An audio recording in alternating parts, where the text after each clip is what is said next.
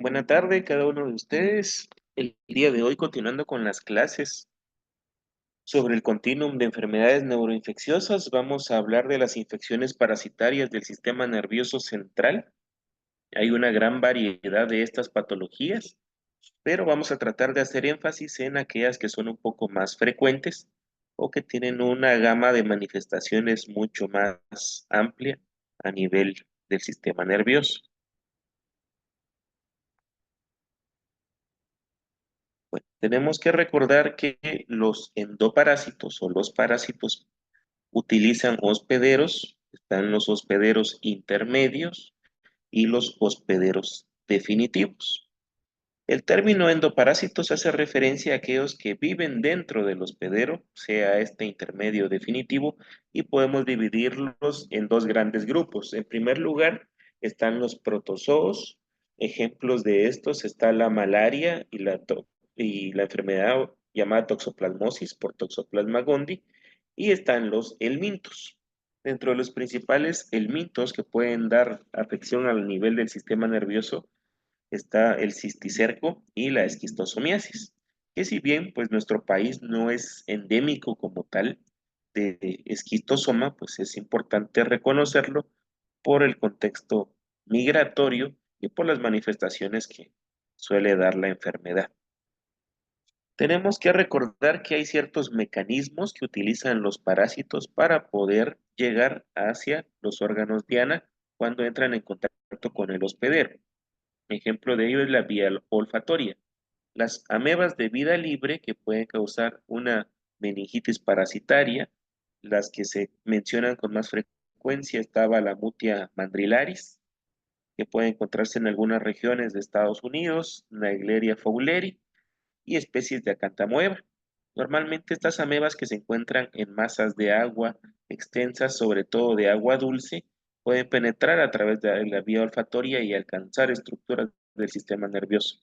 Otros parásitos como los nematodos y los céstodos pueden alcanzar el sistema nervioso por vía sanguínea y están aquellos que están eh, transmitidos por vectores, como en el caso de la malaria, ¿verdad? En el caso del Plasmodium, por el mosquito Anopheles.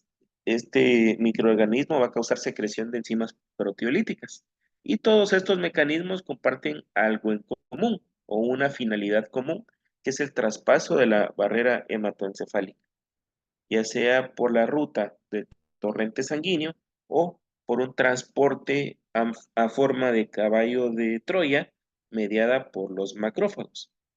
A su vez, esto va a conllevar una activación del sistema inmune y muchas veces es esta activación del sistema inmune lo que va a causar la lesión. Por ejemplo, en el caso de la esquistosomiasis, como lo vamos a ver más adelante, esta inflamación granulomatosa es lo que va a dar el clásico aspecto radiológico en la patología, no en sí el parásito vivo como tal, como en el caso del cisticerco. De un proceso infeccioso pueden ocurrir muchas lesiones resultantes, que va a depender también de la activación inmunitaria. Las principales lesiones resultantes por los parásitos podemos tener abscesos, encefalitis, meningitis, que quizás va a ser de los cuadros más comunes, casos de mielitis y lesiones quísticas. Ahora, con respecto a la clínica va a ser muy variable y va a depender mucho de la principal estructura, del número de lesiones, del tamaño y de la extensión que va a tener la lesión parasitaria dentro del sistema nervioso. Dependiendo de estos factores, puedo tener episodios convulsivos, un déficit focal, efecto de masa, hidrocefalia, hipertensión intracraniana e incluso pues algunos episodios tipo stroke por una vasculitis que va a generar el proceso inmunológico que está ocurriendo en este paciente. Para empezar, vamos a hacer mención un poco de la malaria cerebral. Hay un ciclo. Recordemos que el principal vector es el mosquito Anopheles y los microorganismos del género Plasmodium son los que van a producir esta enfermedad. Entonces, el mosquito va a inyectar esporozoitos por medio de sus glándulas salivales en la piel. Luego que se traspasa la piel, estos microorganismos van a llegar hacia las células hepáticas. A nivel de las células hepáticas ya se forma la siguiente fase del organismo que se llama hipnozoito. Estos se convierten en esquizontes maduros que se van a romper y van a liberar los merozoitos, que son los que van a alcanzar las células sanguíneas, específicamente el eritrocito. Como bien recordamos, a nivel sanguíneo, pues en el eritrocito es donde se da una de las principales manifestaciones de la enfermedad.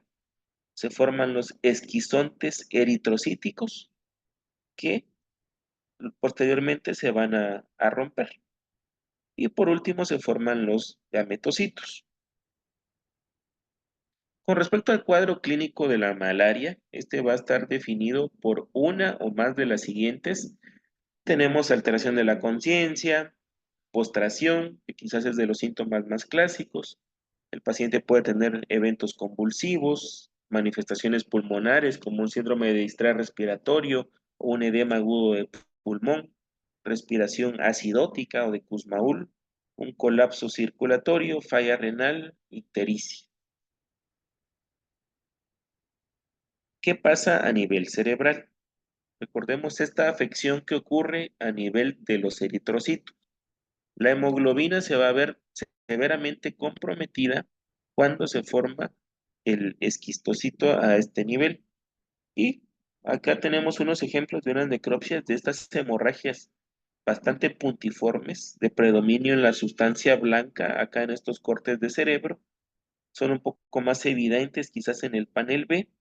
Entonces, todas estas pequeñas lesiones puntiformes son producto de la malaria, sobre todo por esa alteración de la hemoglobina a nivel del eritrocito y a nivel radiológico, en algunas ocasiones, porque no es algo necesario para el diagnóstico como tal, pero en algunas ocasiones se suelen ver pequeñas lesiones hipointensas, si hablamos de resonancia magnética, bastante puntiformes, que va a ser la contraparte de este hallazgo histológico que nos va a dar la malaria. El diagnóstico principalmente se va a hacer mediante un frote periférico o gota gruesa. Muy importante también la evaluación del fondo de ojo, sobre todo en pacientes pediátricos, en niños, en adolescentes. Es común encontrar un cuadro de retinopatía por malaria. Entonces no se nos debe pasar por alto realizar esta evaluación oftalmológica. Puede realizarse una punción lumbar, sin embargo, se hace hincapié en el Continuum Americano de Neurología. Este análisis de líquido cefalorraquídeo va a ser en busca de diagnósticos diferenciales, no tanto porque se vayan a encontrar hallazgos patognomónicos o muy específicos de malaria, porque no es así, pero es importante pues en el contexto de los diagnósticos diferenciales y en la resonancia cerebral se puede encontrar lo que acabamos de comentar, pequeños cambios de intensidad específicamente en las secuencias T2 a nivel de sustancia blanca y a nivel de la sustancia gris.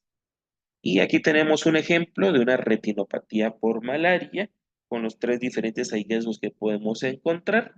A veces tenemos hallazgos bastante elocuentes como la presencia de hemorragias centrales acá en el panel A. En otros contextos a veces los hallazgos son un poco más sutiles como en el panel B en el cual se ve una decoloración vascular, un palidecimiento por así decirlo, o un blanqueamiento o una mácula pálida, como tal, que es lo que se representa acá en el panel C. Tenemos acá una tinción de hematoxilina y eosina, en donde se observan todos estos puntos negros que representan la conversión de la hemoglobina a un compuesto que se llama hemozoína. Este compuesto que se llama hemozoína, que es lo que se va a depositar o se va a ver más reflejado a nivel de sustancia blanca, a nivel de sustancia gris, y este cambio es lo que vamos a encontrar nosotros en la resonancia magnética. Por ejemplo, acá en la imagen de la derecha tenemos unos cortes axiales en la secuencia T2 y estas lesiones hiperintensas con un pequeño punto hipointenso en el centro de predominio en ganglios de la base, también unos puntos más pequeños a nivel de la unión entre sustancia gris y sustancia blanca, como se observa acá en el puntero. Y otro dato importante que puede ayudarnos es que va a haber una restricción a la difusión, que es lo que se representa acá en esta señal hiperintensa en una secuencia de difusión. Con respecto al tratamiento, pues no se va a ahondar mucho en esto, pues ya que más se quería resaltar las características clínicas y radiológicas, pero lo que se menciona, según la Academia Americana de Neurología, son tres medicamentos principales: el artesunato, la quinina y el tratamiento anticomincial, porque es muy frecuente que estos pacientes presenten convulsiones. Pasamos a hablar de la toxoplasmosis. La toxoplasmosis es una de las infecciones más comunes parasitarias que afectan al sistema nervioso central. Eh, la prevalencia de esta enfermedad en su forma asintomática es muy frecuente.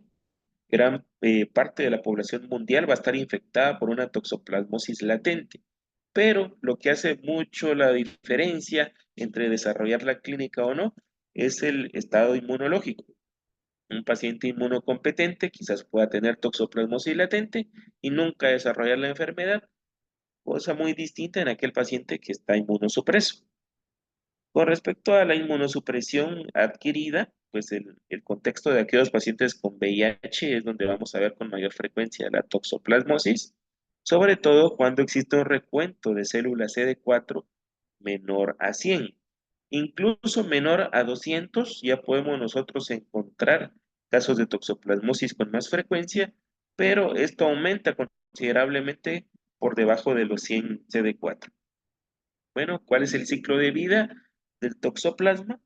Pues el hospedero o huésped definitivo, en este caso, va a ser el gato. Un hospedero intermediario pueden ser los roedores. Entonces están eh, los oquistes en las heces del gato. Luego estos oquistes no esporulados se convierten en oquistes infecciosos y estos van a liberar el parásito Toxoplasma gondii, que va a ser el infeccioso como tal. La exposición a las heces de los gatos puede conllevar a enfermedad en el ser humano, muchas veces dando lugar a una toxoplasmosis latente, pero si el paciente es inmunosupreso, pues se puede desarrollar la enfermedad. Y acá en esta imagen se pone de ejemplo la toxoplasmosis congénita. Como se mencionaba en una clase anterior, dentro de aquellas enfermedades infecciosas congénitas que me pueden dar calcificaciones a nivel de parénquima cerebral o a nivel de los ganglios de la base, se mencionaba a la toxoplasmosis. Y si bien quizás nos enfocamos mucho en aquel paciente inmunosupreso, es importante tener las precauciones en todas aquellas pacientes embarazadas que, aunque su estado inmunológico sea adecuado, pueden desencadenar una toxoplasmosis congénita en el feto posteriormente. Por eso es muy importante que las embarazadas eviten el contacto con los hospederos definitivos, este sería el gato, y la manipulación de las heces del gato por el mismo riesgo que esto conlleva. Con respecto a la presentación clínica, la temporalidad va a ser subaguda y va a depender mucho de la localización de las lesiones. Lo que hablábamos, ¿verdad? De que muchas de estas patologías quizás no tienen una clínica muy patognomónica, sino que va a depender en dónde está la lesión, qué tan grande es y si es única o si hay múltiples lesiones. Pero de forma muy general, podemos hacer mención que el paciente va a tener fiebre, cefalea, puede tener un estado confusional que va a progresar inclusive hasta el letargo o al estupor, alteraciones visuales e inclusive trastornos del movimiento, ya que esta patología tiene a nivel cerebral cierta predilección por los ganglios de la base. Como bien sabemos, están altamente implicados en los trastornos del movimiento y por eso quizás no es algo tan común, pero sí es posible que pueda ocurrir. Y aquí les traigo una imagen de anatomía patológica, una tinción de hematoxilina y eosina que evidencia los organismos infectados. son estas lesiones que se pueden observar acá, donde están las flechas de color negro, y a nivel de un corte anatómico se observa la predilección de los ganglios de la base. Este paciente tenía una lesión bilateral, quizás un poco más evidente del lado derecho, en donde se puede observar una pequeña cápsula, pero con respecto a la cápsula, porque el toxoplasma puede formar abscesos como tal, pero es una cápsula hemorrágica. Quizás es la principal característica que se puede observar acá en la flecha abierta. Y por supuesto, la predilección por los ganglios de la base, que es lo que se quería evidenciar en esta imagen. Con respecto al diagnóstico, creo que el TORCH, tanto IgG como IgM, es algo que se le hace a todos los pacientes, está en la mayoría de los hospitales, muchas veces es algo que se solicita a diestra y siniestra, pero ¿qué tan útil es realmente el TORCH? Pues acá sabemos que una serología positiva, no importa si es IgG o si es IgM, no es suficiente para el diagnóstico, ya que existe algo que se llama reactividad cruzada. De todos los componentes que se miden en el TORCH, el componente de rubiola y el componente de toxoplasma quizás son de los que van a tener mayor reactividad cruzada. ¿Esto qué quiere decir? A veces hay infección por otros patógenos, específicamente por otros protozoos, pero que el test los va a detectar como un falso positivo a toxoplasma. Quizás el paciente sí va a tener una infección por protozoos, pero no específicamente por Toxoplasma gondii. Y algo bastante interesante es que aquellos pacientes con enfermedades reumatológicas, con enfermedades autoinmunes, pueden dar también un falso positivo en el TORCH, tanto IgG como IgM. Si encontramos los dos positivos, tanto el IgG como el IgM, aquí tal vez sí es un poco más sensible para pensar en una infección por toxoplasma. Sin embargo, lo que se recomienda en condiciones ideales es poder medir una PCR en líquido cefalorraquídeo específica para Toxoplasma gondii. Esto va a tener una especificidad muy alta, entre el 96 y el 100%. Y otra forma quizás un poco más subjetiva, pero que en muchos centros se realiza, es las pruebas terapéuticas. Si tengo un paciente con lesiones muy características de toxoplasma a nivel cerebral, le doy tratamiento y responde de forma adecuada, pues esto podríamos decir que confirma el diagnóstico, ya que al esquema de tratamiento que se utiliza con frecuencia, el toxoplasma es muy sensible, entonces no tendría que haber mayor riesgo de resistencia. Y también la mejoría radiológica que puede verse tras el tratamiento instituido. Aquí vemos unos ejemplos de estudios de imagen y cómo se va a observar el toxoplasma. A veces tenemos lesiones bastante extensas que van a simular un absceso cerebral, pero en una localización más profunda. ¿Cómo se observa en el panel A? Vemos acá el marcado edema vasogénico alrededor. Acá en este paciente parecía que era una lesión única, pero en este mismo paciente, a la hora que se hizo una resonancia magnética y se evaluó la secuencia T2, se pudo observar que era más de una lesión. Aquí tenemos una lesión a nivel de los ganglios de la base, aquí tenemos otra a nivel del lóbulo frontal izquierdo que causa compresión de las estructuras de la línea media. Aquí vemos una tercera lesión y el marcado edema alrededor de estas. Y también a la hora de la administración de contraste, como se observa en el panel C o en el panel D, es donde ya podemos encontrar quizás signos radiológicos un poquito más característicos. Aquí vemos el realce casi completo de las lesiones y en el panel D se observa este signo de la diana. No es la única patología que nos va a dar el signo de la diana o el signo del tiro al blanco, que es el otro nombre que recibe. Y aquí está esta otra imagen para hacer la diferencia. Cuando nosotros buscamos o investigamos sobre el signo de la diana, automáticamente nos va a redirigir a tuberculomas. El panel B y el panel C son dos casos clásicos de tuberculomas con el clásico signo de la diana o del tirol blanco. Y vemos una distribución concéntrica. Tenemos acá la parte más superficial y una parte muy exacta en el centro. Esto es algo muy de tuberculomas. Pero también está el signo de la diana excéntrica, que este punto central que se mira en el tuberculoma, en el toxoplasma se va a ver más en la periferia.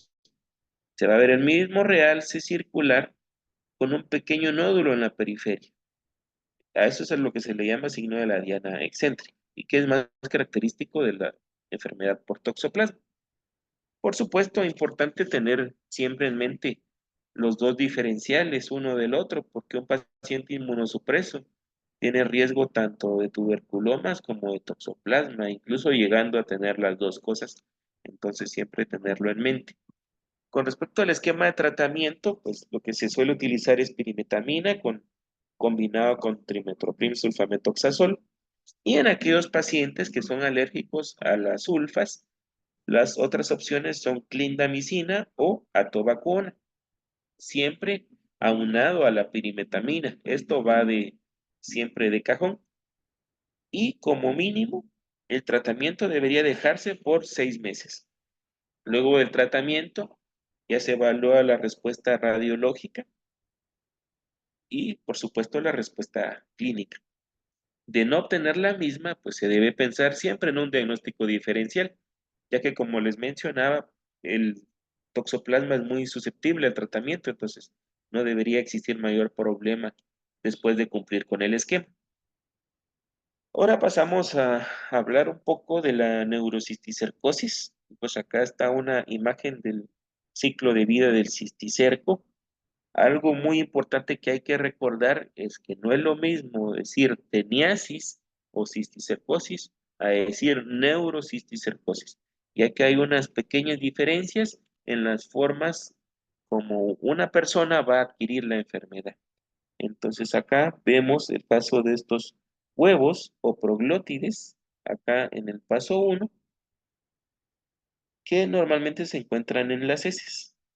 Entonces, en el ciclo, los cerdos, que podría ser un hospedero intermedio, van a generar las oncoesferas. Estas oncoesferas penetran la pared intestinal de los cerdos y luego viajan hasta la circulación y la musculatura de los cerdos. Y en la musculatura desarrollan el cisticerco como tal y luego son expulsados en las heces de los cerdos. Si una persona consume carne de cerdo, lo que va a tener es una cisticercosis o una teniasis. Entonces el humano, al ingerir la carne de cerdo, pues se van a liberar los gusanos a nivel intestinal por el consumo de la carne.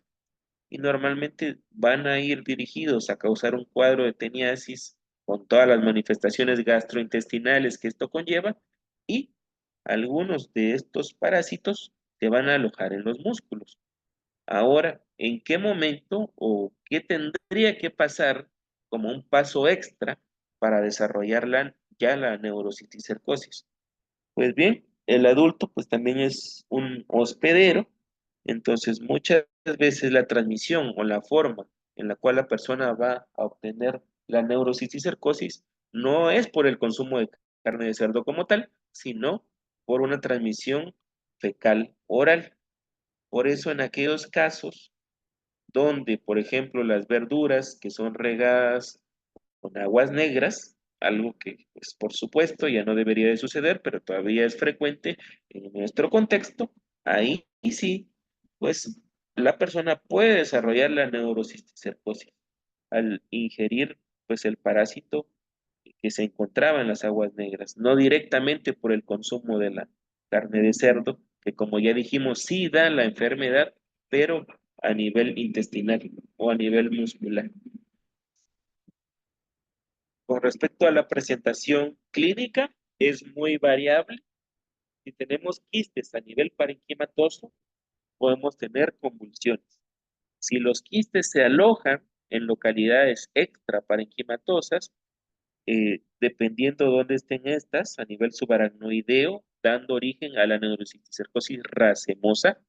Es una variante en la cual hay múltiples lesiones en racimos, de ahí viene el nombre, pero que se depositan a nivel subaracnoideo. A eso es a lo que le llamamos neurocisticercosis racemosa. Puede existir también a nivel del sistema ventricular, causando efecto de masa, hidrocefalia, hipertensión intracraneal o en el caso de la neurocisticercosis racemosa, una aracnoiditis crónica. Puede existir también la presencia de neurocisticercosis a nivel del cordón medular, dando origen a una mielopatía. Y una variante mucho más rara, se menciona en el continuum de que la predilección era por mujeres jóvenes, que es la encefalitis cisticercótica. Acá podemos encontrar de cientos hasta miles de quistes con una reacción inflamatoria difusa y edema cerebral que clínicamente se va a traducir en un cuadro de encefalitis. El diagnóstico se va a basar en dos pilares: el estudio de imagen, ya sea TAC o resonancia. Las guías de la ITSA mencionan de que no hay predilección exactamente por TAC o por resonancia como en contexto de otras patologías, porque va a depender mucho del estadio. Si las condiciones lo permiten, si se tiene el recurso, yo debería hacer las dos, porque, por ejemplo, algunas lesiones, dependiendo del estadio, van a ser más fáciles de documentar en tomografía y otras más fáciles de documentar en resonancia. Podríamos decir que la resonancia tiene ligera superioridad si tuviéramos que escoger entre una u otra, pero pues la recomendación es esa, en medida de lo posible hacer ambas. Y se debe calcular el número, tamaño, localización y estadio de las lesiones. Por otro lado están las pruebas serológicas y del líquido cefalorraquídeo. Con respecto a las pruebas serológicas, en la hematología podemos encontrar hallazgos muy poco específicos. A veces puede encontrarse eosinofilia, pero es algo que se documenta en una pequeña porción de casos nada más. Y a nivel de líquido cefalorraquídeo, pues igual los hallazgos van a ser bastante inespecíficos. Podemos encontrar pleocitosis a expensas de linfocitos y monocitos, hiperproteinorraquia e hipoglucorraquia. A nivel serológico se menciona que idealmente se debería hacer pruebas para detectar el cisticerco, tanto anticuerpo como antígeno, y que el método ideal para hacer esto es por este método EITB, que quiere decir ensayo de inmunoelectrotransferencia enzimática. Este tipo de ensayos utiliza antígenos parasitarios que fueron purificados por lectina de lenteja. Este es el ensayo de elección para detectar anticuerpos como tal. Tiene una sensibilidad del 98% en aquellos pacientes que tienen más de un quiste y va a tener una especificidad cercana al 100%. En los casos de quiste único, porque es posible que un paciente tenga una sola lesión de neurocisticerco, aquí va a disminuir la sensibilidad, pero sigue siendo pues una prueba bastante buena respecto al anticuerpo. Ahora, ¿qué pasa respecto al antígeno? Se menciona que no debería medirse de rutina, pero estudios han evidenciado que para detectar si la lesión que estoy viendo a nivel cerebral es de un parásito vivo, sí podría pedir tanto antígeno como anticuerpo. Pero solo con pedir los anticuerpos es más que suficiente, aunado a la clínica y a los hallazgos radiológicos. Em, Ahora, ¿hay ventaja entre suero y líquido cefalorraquídeo? Pues respecto a este método, lo que se evidenció es que no se observa ventaja al utilizar líquido cefalorraquídeo en lugar de una, un análisis de sangre para la detección de anticuerpos. Hay unos criterios diagnósticos que se generaron en el 2012, fueron actualizados en el 2017, que son estos que les traigo acá, para diagnóstico y estadificación de grados de certeza diagnóstica en neurocisticerco. Entonces, entre los criterios absolutos son aquellos que por encontrar solo uno de estos, ya se hace el diagnóstico completamente, que es la demostración histológica del parásito en una biopsia, ya sea de cerebro o de médula, visualización de un cisticerco en tiempo real a nivel de la retina, o demostrar una escólex dentro de una lesión quística en estudios de imagen. Con uno de estos tres ya es suficiente para el diagnóstico. Para ser un poco más específicos, los criterios de neuroimagen están los criterios principales, los confirmativos y los menores. Dentro de los principales están lesiones quísticas sin un escólex discernible. Hay algunas etapas del neurocisticerco en donde ya no se va a observar el escólex. Entonces tenemos que tener mucha atención en esto. Lesiones que realzan con el contraste, lesiones quísticas multilobuladas en el espacio subaracnoideo. Recordemos que esta es la variante racemosa, calcificaciones típicas en el parenquima cerebral. Criterios confirmativos de neuroimagen, resolución de las lesiones quísticas después de haber dado terapia cisticida, resolución espontánea de pequeñas lesiones que realzaban con el contraste, o migración de quistes ventriculares documentada en estudios de neuroimagen secuenciales. Criterios menores, encontrar una hidrocefalia obstructiva o realce normal de las leptomeninges, un hallazgo poco específico, por eso es que es considerado un criterio menor. Y están aquellos criterios también clínicos o de exposición, como la detección de anticuerpos anticisticerco específicos o antígenos de cisticerco mediante pruebas inmunodiagnósticas bien estandarizadas, como la que mencionamos hace un momento, la EITB. Cisticercosis fuera del sistema nervioso central, por ejemplo a nivel intestinal o a nivel de los músculos, y evidencia de un contacto doméstico con infección por Taenia sol. Tratamiento. Los pilares de tratamiento para la neurocisticercosis está el uso de antiparasitarios, el uso de esteroides, anticoagulantes y manejo de hipertensión intracraneal o hidrocefalia en aquellos pacientes que tienen presencia de quistes a nivel del sistema ventricular. Con respecto a las pautas de tratamiento, a las dosis, ¿qué es lo que se recomienda según la Academia Americana de Neurología? Si tengo un paciente con un quiste parenquimatoso único, voy a dar albendazol 15 miligramos por kilo de peso al día durante 7 a 15 días. Si tengo un paciente con múltiples quistes viables, que diría yo que es la mayoría de casos que hemos visto, es raro encontrar pacientes con una sola lesión. Aquí lo que se recomienda es siempre el albendazol a la misma dosis más praziquantel, a una dosis de 50 miligramos kilo día por un total de 10. Ahora, el manejo quirúrgico puede realizarse de dos formas, mediante un shunt ventrículo peritoneal o una resección neuroendoscópica. Cuando existe presencia del parásito a nivel del sistema ventricular, por ejemplo a nivel del tercer ventrículo, mencionan que es útil realizar una fenestración. Aparte de la exploración, se hace una fenestración del tercer ventrículo para ayudar a liberar la hidrocefalia que está causando el parásito. Y con respecto también a los dosis de medicamentos, aquí estamos hablando a nivel parenquimatoso, pero se menciona que cuando los parásitos son visibles o se sospechan a nivel intraventricular, la dosis puede cambiar, incluso hasta 30 miligramos por kilo de peso o día, hablando de el albendazol como tal. Pasamos ahora a hablar de la esquistosomiasis. La esquistosomiasis es una enfermedad parasitaria crónica. Está causada por trematodos del género Esquistosoma. Es endémica más que todo en África subsahariana, Suramérica, Caribe, suroeste de Asia y Medio Oriente.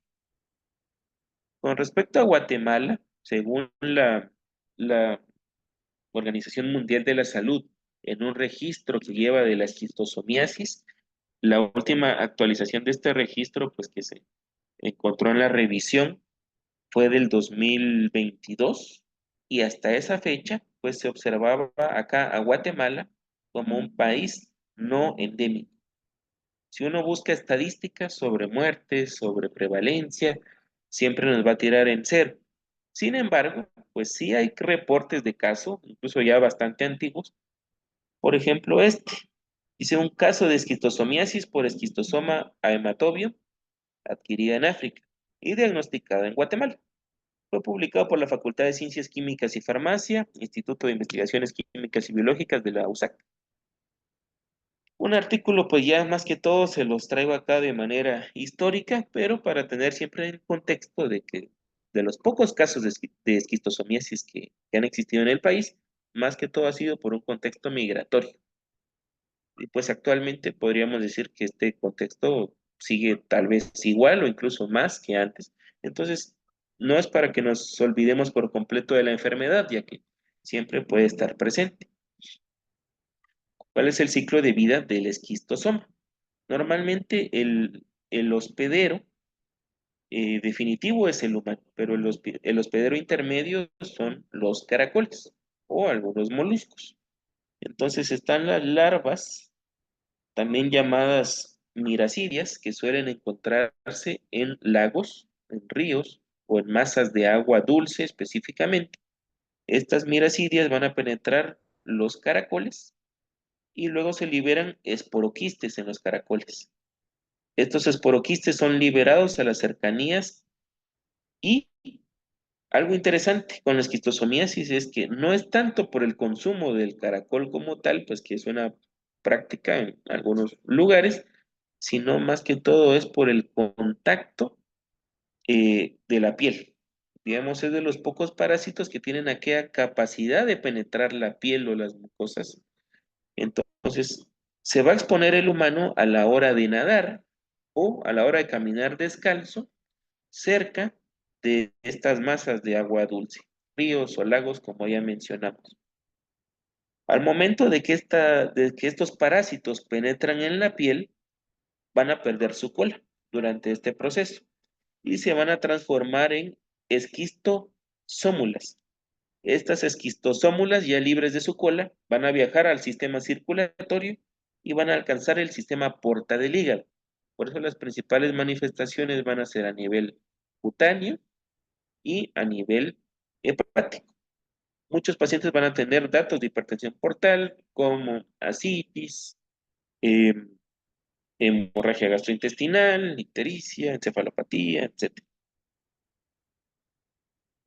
La presentación aguda podemos encontrar lesiones maculares o papulares que representan los sitios donde penetró el parásito en la piel, como se observa en la imagen de la izquierda.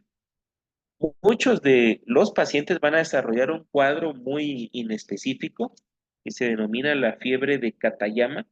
La fiebre de Katayama, pues como está implícito en el nombre, se va a caracterizar por alzas térmicas, cefalea, dolor muscular, dolor articular, síntomas bastante inespecíficos. Y ya conforme pasa el tiempo, ya se pueden presentar cuadros mucho más severos que van a reflejar la hipertensión portal o esa afección hepática del esquistosoma.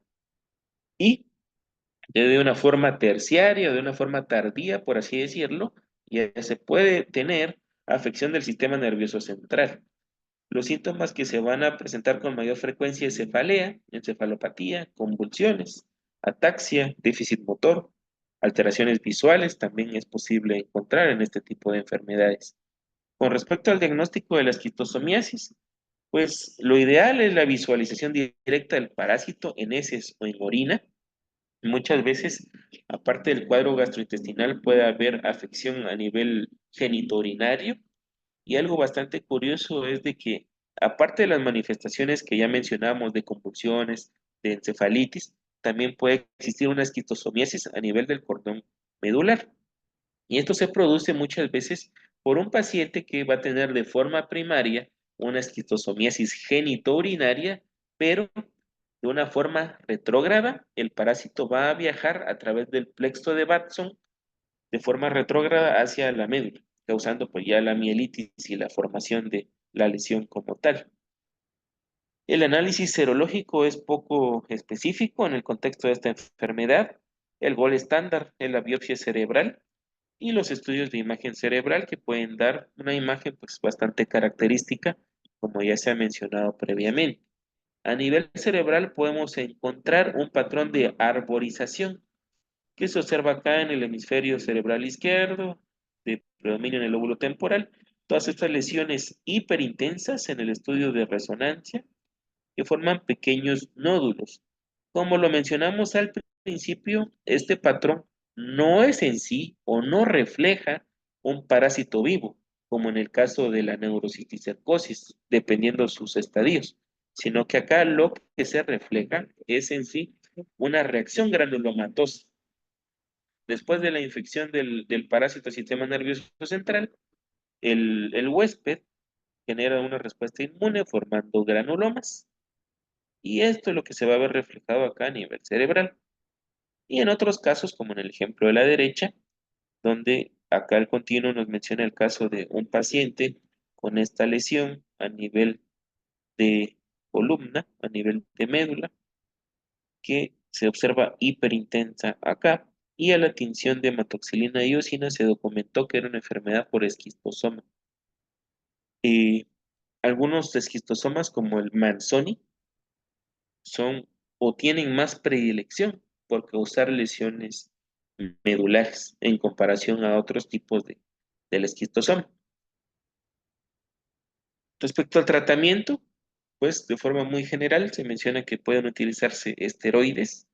Praziquantel ha tenido muy buenas respuestas en esta enfermedad, y en ocasiones, como por ejemplo de documentarse un esquistosoma a nivel de médula espinal, puede valorarse tratamiento quirúrgico, pero es en contados casos que esto va a ser necesario.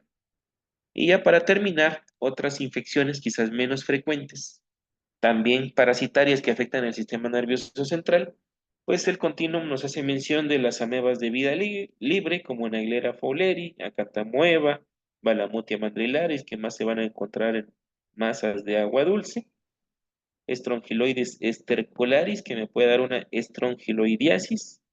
También está Angiostronchilus cantonensis.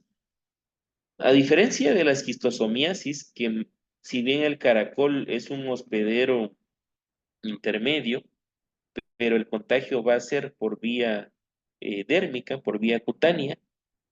Respecto al consumo de caracol como alimento, aquí sí entra en juego el Angiostrongylus cantonensis. Es más frecuente que alguien que consuma el caracol se enferme de Angiostrongylus cantonensis, que le va a dar una meningitis eosinofílica y no una esquistosomiasis como tal.